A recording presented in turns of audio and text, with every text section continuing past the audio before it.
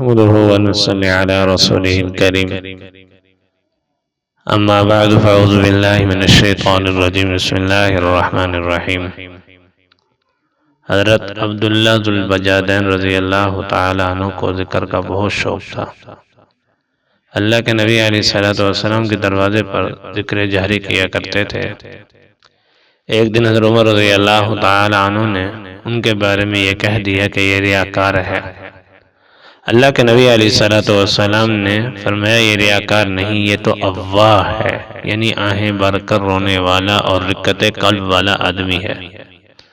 حضرت عبداللہ بن مسعود رضی اللہ تعالیٰ عنہ فرماتے ہیں جنگ تبوک میں رات کے وقت مجھے ایک جگہ روشنی نظر آئی، چراغ جل رہا تھا تو میں وہاں چلا گیا، پتہ لگا کہ عبداللہ ذو البجادین رضی اللہ تعالیٰ عنہ کا انتقال ہو گیا ہے اور چراغ کی روشنی میں ان کی قبر کھودی جا رہی ہے۔ عبداللہ بن مسعود رضی اللہ تعالیٰ عنہ فرماتے ہیں کہ میں نے دیکھا کہ سیدنا ابوبکر صدیق رضی اللہ تعالیٰ عنہ اور سیدنا عمر بن خطاب رضی اللہ تعالیٰ عنہ ان کی لاش رسول پاک صلی اللہ علیہ وسلم کو پکڑا رہے ہیں اور اللہ کے نبی علیہ السلام قبر کے اندر خود اترے ہوئے ہیں۔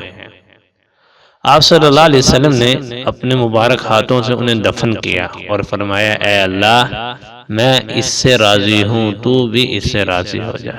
تو میرے بھائیو دوستو بزرگو، جو انسان اللہ کی رضا کے لیے جو عمل کرے گا، اللہ کے لیے پسے گا، اپنے آپ کو قربان کرے گا، اللہ تعالیٰ دنیا ہی میں دکھا دیتے ہیں۔ اس صحابی نے اللہ کے لیے قربانیاں دی، اللہ کے رسول کے لیے قربانیاں دی۔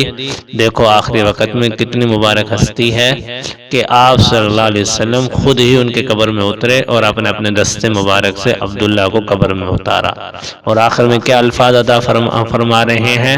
اے اللہ میں عبداللہ سے راضی ہوں، آپ بھی راضی ہو جائیں۔ اللہ تعالی ہمارے اندر بھی ایسے جذبے پیدا کرے۔